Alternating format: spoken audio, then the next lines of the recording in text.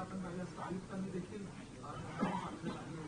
आज एकंदरीत शपथविधी शांतपणे पार पडू शकला असता, मात्र आज गोंधळाचं वातावरण पूर्णपणे पार झालं. या संदर्भात तुमची भूमिका?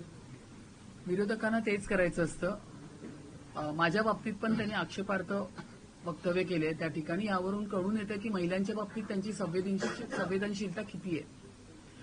फक्त बोलून चालत नाही की आम्ही महिला आहोत, महिला महापौर, महिलांच्या विषयी अपशब्द बोलणे हाही फार चुकीची त्या ठिकाणी गोष्ट, आणि मी त्यावेळी त्यांना रोखलं होतं. परंतु यावरूनच कळतं की त्यांना सभागृह चालवण्यापेक्षा गोंधळ घालण्यामध्ये फार इंटरेस्ट आहे. सभागृहामध्ये मुंबईचे सगळे प्रश्न घेऊन मुंबईवरती ह्या संपूर्ण माझ्या भाषणाची चर्चा होती. मुंबईसाठी येणाऱ्या काळात मी काय काय करणार होती हे होतं. त्यांनी ते शांतपणे ऐकावं ही माझी इच्छा होती. परंतु अपेक्षेसारखं त्यांनी तेच केलं. त्यांना सभागृहापेक्षा राजकारण करण्यामध्ये जास्त इंटरेस्ट आहे. त्यांना मुंबईकरांच्या हितापेक्षा या ठिकाणी कसं आम्ही या ठिकाणी महापौरांचं भाषण थांबवू शकतो याकडे त्यांनी खूप त्यांचा कल दिसत होता. परंतु मी ते होऊ दिलं नाही आणि माझं भाषण मी यशस्वीरित्या पूर्ण केलं. आणि मोदीजींवर देखील टीका करण्यात आली होती.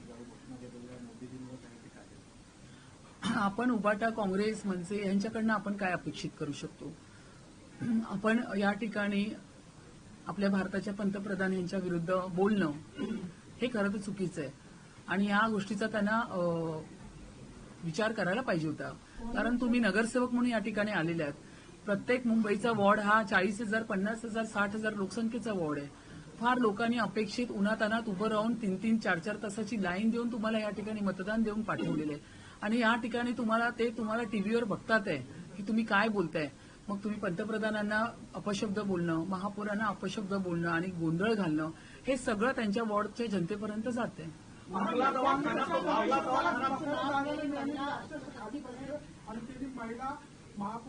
काय पुन्हा मला रिपीट करा.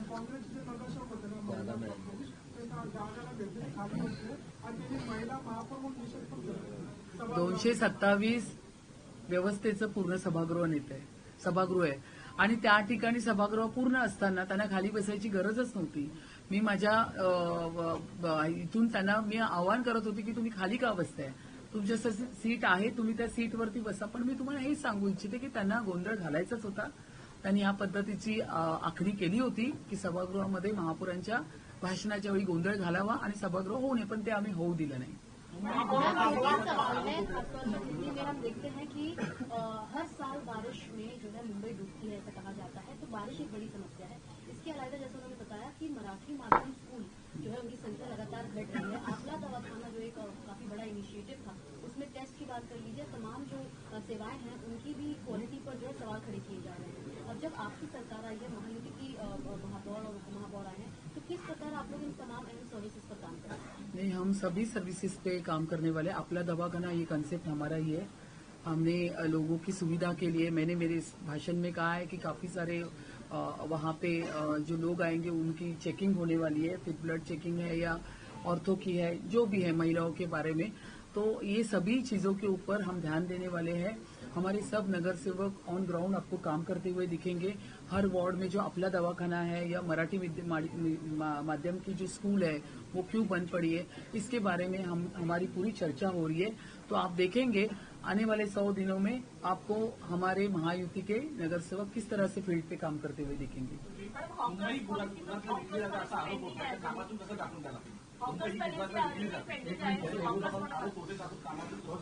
काय बोलताय?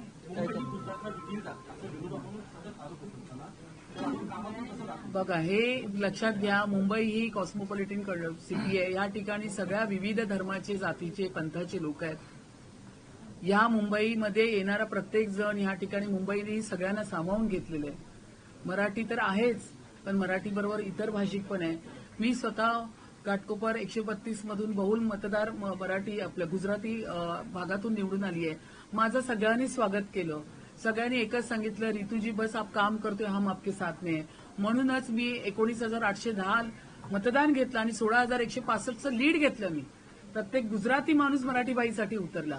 तर एक लक्षात घ्या, या उभाटाला किंवा विरोधकांना हे फक्त करून या पद्धतीने लोकांमध्ये, बघा, त्यांना काम करण्याचं नाहीये, जाती धर्माचं राजकारण करायचंय. आणि वारंवार सांगते, त्यांच्याकडे विकासाचे मुद्दे राहिलेले नाहीयेत. ते विकासावरती काहीच बोलू शकत नाही, कारण त्यांनी लोकांसाठी 25 वर्षात काही केलेलं नाहीये. खड्ड्याची रस्ते त्यांनी दिलेले, सगळ्या सुखसोयी त्यांच्या मातोश्रीपर्यंत पोहोचलेल्या आहेत. त्यामुळे या भावनिक मुद्द्यावरतीच ते येणार कायम आणि तुमच्याशी चर्चा करणार.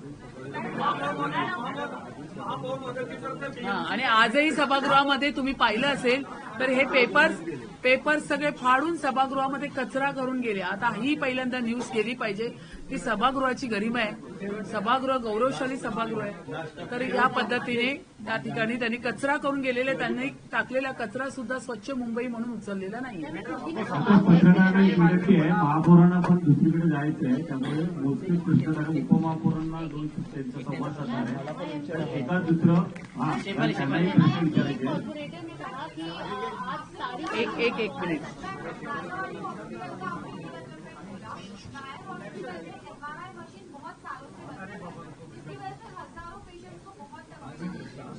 मैंने इसीलिए आपको कहा कि मेरा अभी काम स्टार्ट होगा, हर एक हॉस्पिटल में मेरी सरप्राइज विजिट होगी. मैं अलर्ट करने वाली नहीं हूँ. मुझे पता है अगर मैं बोलती हूँ तो मुझे सब अच्छा ही दिखेगा, वो मुझे नहीं चाहिए. मैं सरप्राइज विजिट करूंगी तो मुझे पता चलेगा कि वहाँ पे क्या व्यवस्था है. आपके क्वेश्चन हो गए.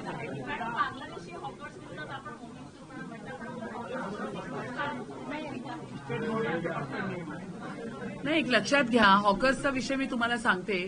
ज्यांचे ऑफिशियल पीच लायसन्स आहेत, जे इतक्या वर्षापासून आहेत, त्या ठिकाणी आम्ही hawkers zone, non hawkers zone या ठिकाणी आम्ही सुरू करणार आहोत.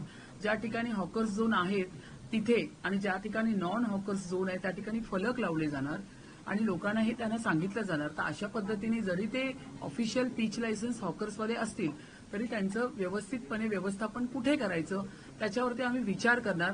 फक्त एकच आम्ही लक्षात ठेवणार की त्यांच्यामुळे मुंबईकरांना त्रास होता कामा नये. मॅडमला जायचं आहे शिवाजी पार्क, त्यानंतर साहेबांच्या स्मृतीस्थळ जायचं आहे, त्यामुळे उपमहापौर दोन शब्द बोलणार आहे, संवाद साधणार आहे. उपमहापौर, धन्यवाद मॅडम. उपमहापौर दोन शब्द.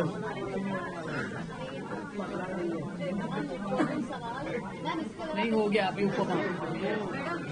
एक मिनट, उपमहापौर उनके बारे में. हे आपल्या सर्व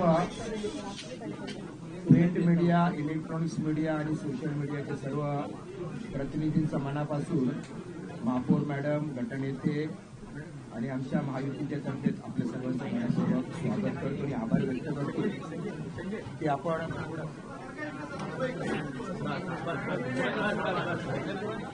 आपण आम्हाला आमची मतं, आमचं म्हणणं मांडण्यासाठी या ठिकाणी व्यासपीठ उपलब्ध करून दिलं.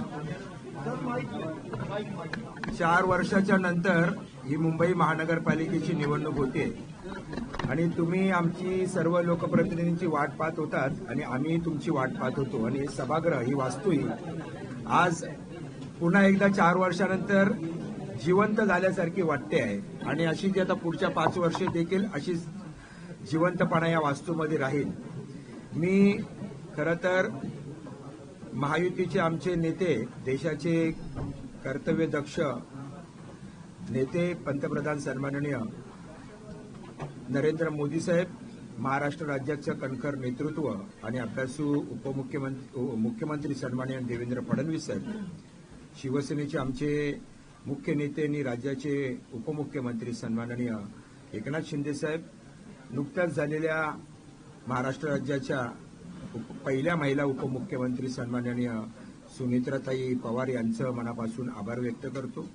शिवसेना, भारतीय जनता पार्टी, आरपीआय या पक्षाचे सर्व लोकप्रतिनिधी आणि कार्यकर्त्यांचा मनापासून मी आभार व्यक्त करतो. कारण त्यांच्यामुळेच हे प्रचंड यश या मुंबई शहरामध्ये, मुंबई महानगरपालिकेच्या निवडणुकीमध्ये मिळालेलं आहे. 118 दोन पक्षांचे, शिवसेना आणि भारतीय जनता पार्टीचं, आणि आता अजित पवार आणि शरद पवार साहेबांचे पक्षाचे 4 असे मिळून 122 असे एवढं क्लिअर मेजॉरिटी असणारी सरकार म्हणजे सत्ता या मुंबई महानगरपालिकेमध्ये आता स्थापन झालेली आहे. आणि आपल्या माध्यमातून मी मुंबईकरांना विश्वास देऊ इच्छितो की मुंबईचा जो विकास राज्य सरकार आणि केंद्र सरकारच्या नेतृत्वाखाली झपाट्याने चालू आहे, त्याच झपाट्याने या मुंबई शहराचा विकास देखील झपाट्याने होईल. आपल्या काही पत्रकारांनी विषय काढले ते अतिशय महत्वाचे आहेत. गेल्या 4 वर्षामध्ये प्रशासनाने ज्या गतीने या मुंबईचा विकास करायला पाहिजे होता त्या गतीने झालेला नाही, आपल्याला मान्य करावं लागेल. आणि त्याच्यासाठी लोकप्रतिनिधी असणं, लोकप्रतिनिधींचं वचक असतं प्रशासनावरती. आता ते ह्या पुढच्या 5 वर्षामध्ये होईल.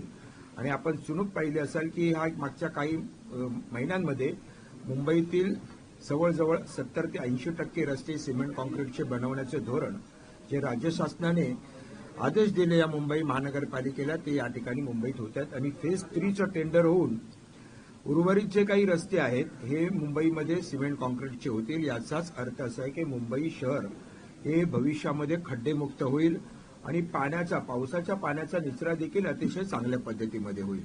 त्यामुळे कोणतरी आमच्यावरती टीका करणारी किंवा मुंबई महानगरपालिकेवरती टीका करणारी एखादी नृत्यिका याच्यापुढे आपल्याला कुठेही पाहायला मिळणार नाही, ही आपल्याला मी या ठिकाणी खात्री देतो.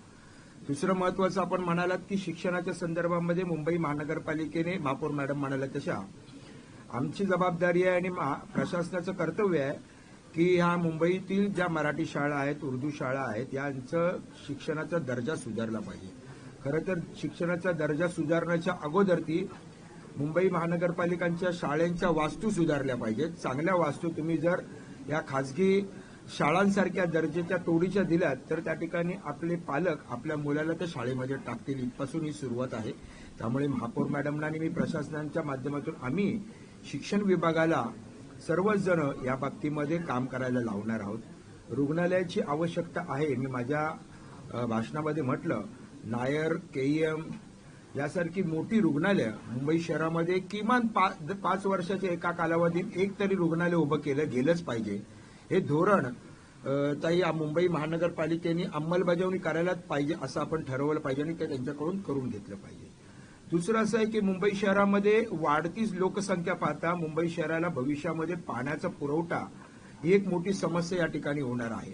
आणि मध्यंतरीच्या काळामध्ये समुद्राचं पाणी, खारं पाणी गोड करण्याचा देखील आपण प्रयत्न करत होतो. त्याच्याऐवजी मुंबई शहर किंवा मुंबई शहरापासून ठाणे, पालघर या आजूबाजूच्या शहरात आपल्याला जर कुठे आणखीन धरणं आपल्याला नवीन करता आली तर ते करणं अतिशय महत्वाचं आहे. त्या दृष्टीने देखील प्रशासनाला काम करायला लावणं हे आमचं काम आहे. 7 शताब्दी हॉस्पिटल में दवा नहीं है और न तो वहाँ पे कोई हिसाब चालू है, न कोई मशीन चालू है.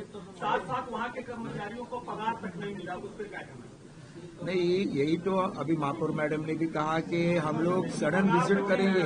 पगार मिलना चाहिए. जो काम करेगा उसको तो पगार मिलना ही चाहिए. और जो अपना दवाखाना है, बाला साहब ठाकरे अपना दवाखाना, वहाँ पे भी दवाई की जो कमतरता है वो भी फुलफिल की जानी चाहिए.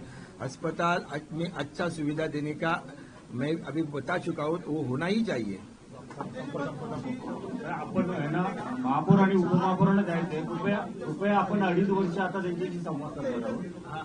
4 माजी महापौर तुमच्या समोर 2 रस्ता आहेत. मोठी फौज आहे विरोधकांची. आज पहिल्या दिवशी गोंधळही पाहिला, आपण आक्षेपही पाहिले.